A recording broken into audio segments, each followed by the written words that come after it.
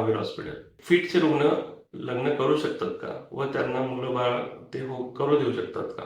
मित्रांनो, फिटचे रुग्ण हा रेग्युलर गोळ्या घेतल्याने 70 ते 99% सामान्य लोक जीवन जगू शकतात व फिटचे रुग्ण नॉर्मल प्रकारे लग्न पण करतात व त्यांना मुलं बाळ पण होतात.